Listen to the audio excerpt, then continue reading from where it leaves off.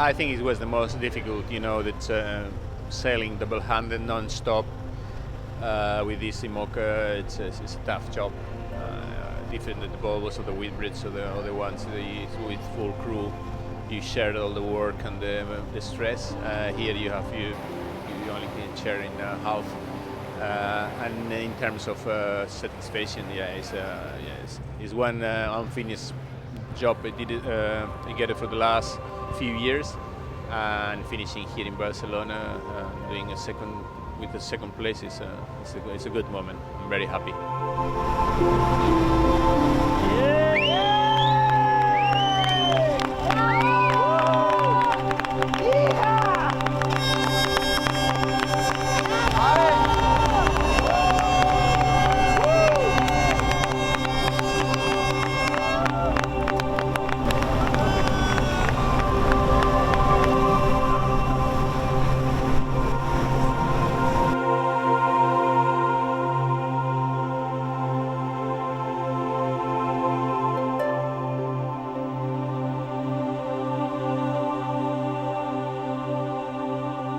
Yeah, that was quite tough.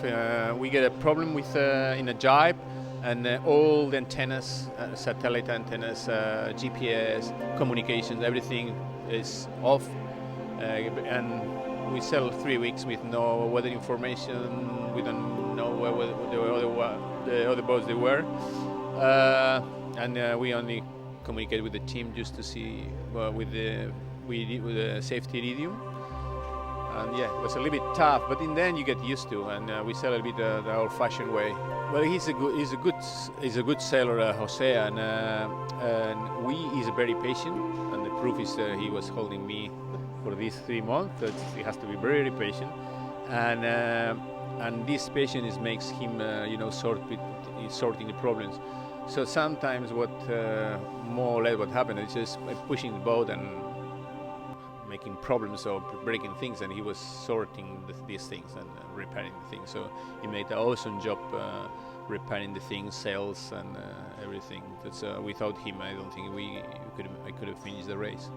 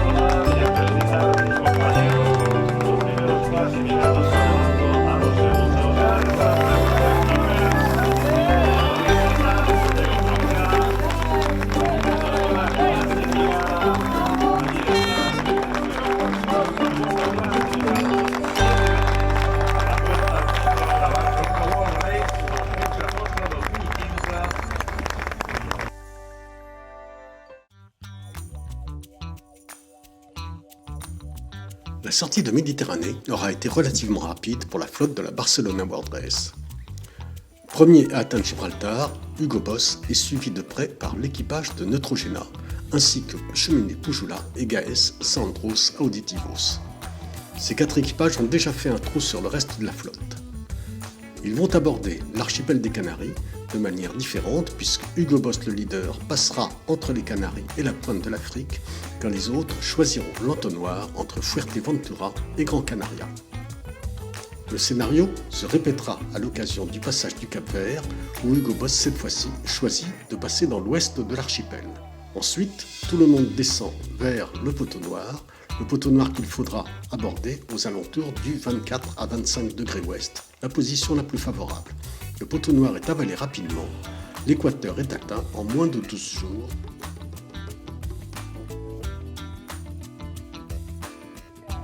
La traversée de l'Atlantique Sud va s'avérer décisive pour la suite de la Barcelona World Race. Tout d'abord, c'est le dématage de Hugo Boss qui provoque une première rupture dans la hiérarchie qui s'était établie depuis le départ. Alex Thompson et Pepe Ribes sont contraints d'abandonner et rejoindront Salvador de Bahia. Ensuite, c'est la bagarre entre Cheminée Pujoula et Neutrogena qui va gagner en intensité, reléguant Gaes Sandros Auditivos une centaine de milles derrière. À bord de Neutrogena, Guillermo Altadil et José Munoz choisissent une option sud très radicale afin de rejoindre au plus vite les vents puissants qui baignent les 40e rugissants. L'équipage de Cheminée Pujoula choisit pendant ce temps-là de continuer sa route vers l'est. C'est lui qui aura l'option gagnante puisque, au passage du cap de Bonne-Espérance, Cheminée Pujoula compte une dizaine d'heures d'avance sur Neutrogena. Guillermo Altadil et José Munoz ne sont pas, loin s'en faut, décrochés de la lutte pour la victoire finale. 100 000, c'est grosso modo l'écart qu'il y a entre Cheminée Pujoula et Neutrogena à l'entrée de l'océan Indien. Pour essayer de combler son retard, Guillermo Altadil et José Munoz vont essayer de naviguer longtemps plus au sud que l'équipage de Cheminée Pujoula, de manière à essayer d'être le plus près possible de l'orthotromie. Il faudra attendre le cap Lewin pour voir les trajectoires des deux bateaux s'inverser. À l'entrée du Pacifique, l'équipage de Neutrogena décide de s'arrêter à Invercargill pour réparer les problèmes électriques. Quand ils repartent, ils sont à peu près bord à bord avec l'équipage de Gaes Sandros Auditivos. Cheminée Pujoula est maintenant loin devant. La bagarre va durer tout le long de l'océan Pacifique et il faudra attendre les abords du Cap Horn pour voir l'équipage de Neutrogena prendre un léger avantage sur celui d'Anna Corbella et Gérard Marine. Guillermo et José passeront le Cap Horn en deuxième position avant de commencer leur remontée de l'Atlantique.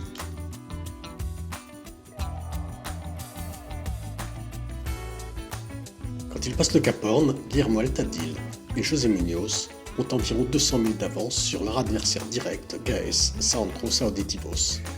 Cheminée Pujoula est loin devant, à plus de 1100 000 et semble déjà hors d'atteinte, sauf à Bari.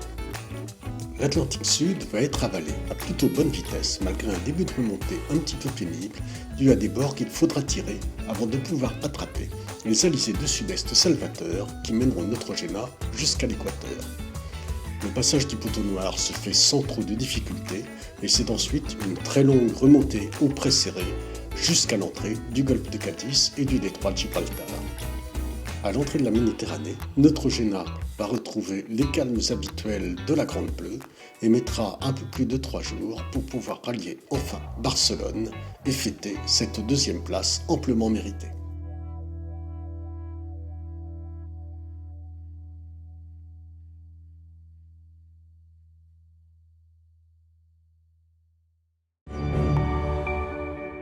Pour Neutrogena, c'est la fin de la Barcelona World Race.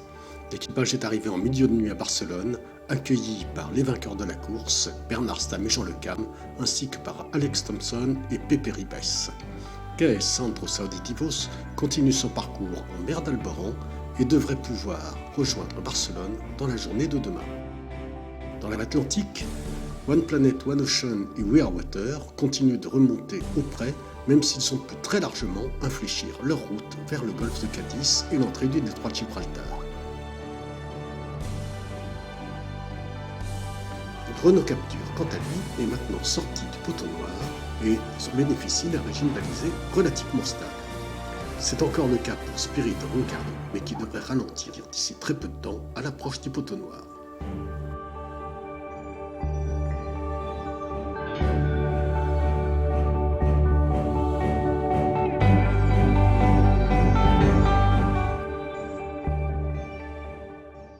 Pour Neutrogena, c'est la fin de la Barcelona World Race. L'équipage est arrivé en milieu de nuit à Barcelone, accueilli par les vainqueurs de la course, Bernard Stamm et Jean Le Cam, ainsi que par Alex Thompson et Pepe Ribes. Gaes Sandros Auditivos continue son parcours en mer d'Alboran et devrait pouvoir rejoindre Barcelone dans la journée de demain. Dans l'Atlantique, One Planet, One Ocean et We Are Water continuent de remonter au près, même s'ils ont pu très largement infléchir leur route vers le golfe de Cadiz et l'entrée du détroit de Gibraltar. Renault Capture, quant à lui, est maintenant sorti du poteau noir et bénéficie d'un régime balisé relativement stable. C'est encore le cas pour Spirit of Hungary, mais qui devrait ralentir d'ici très peu de temps à l'approche du poteau noir.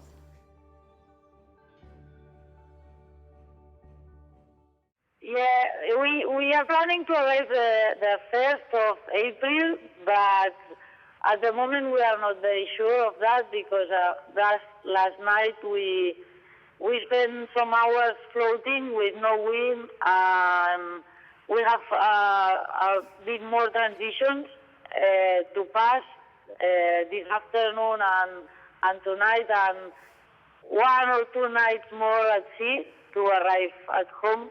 And at the moment we are sailing with only 2 or 3 knots of wind, and the wind is from the north and very, very light.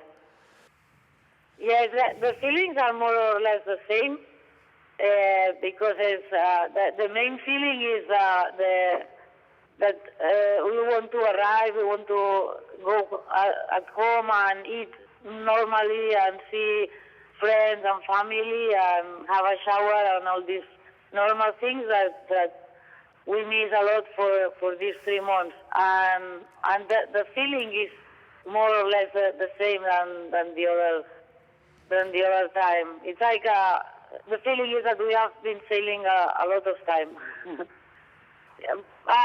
For me, the strongest memory is the pass of Cape Horn. It's a very special moment, and as the other time was very special.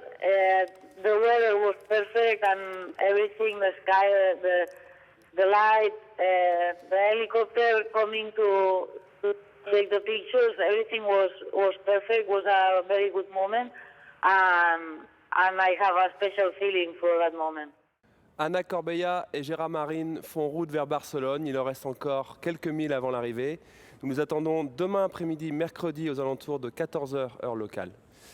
On les voit ici à l'image, ils sont prises avec des vents un petit peu légers et ils attendent une brise plus favorable dans l'après-midi avec la chaleur et la brise thermique, avec des vents de sud-est qui devraient s'établir aux alentours de 10-11 nœuds. One Planet, One Ocean and We Are Water, toujours sur un cap nord-est, fond du pré, un vent aux alentours de 15 nœuds de nord-est et devrait s'orienter un petit peu plus vers l'est pour leur refaire un vent un peu plus favorable dans les heures qui viennent.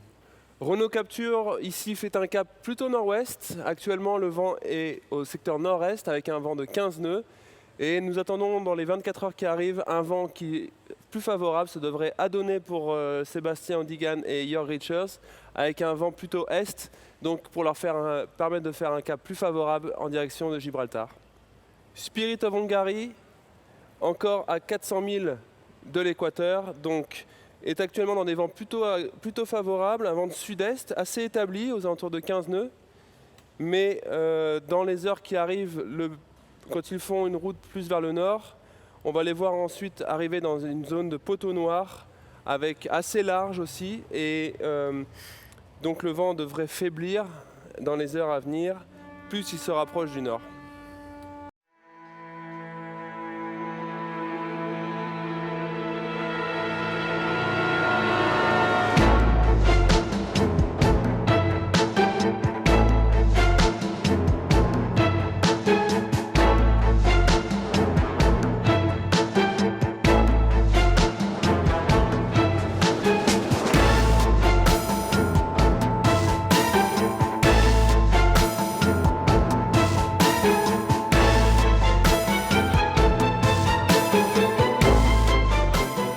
L'équipage de GAES Centros Auditivos, Anna Corbella et Gérard Marine, les dernières heures pour parvenir à Barcelone vont être particulièrement longues. La pétole qui règne actuellement en Méditerranée et les 2 navigateurs doivent composer avec les petits airs pour essayer de se frayer leur chemin jusqu'à Barcelone, terme de leur périple.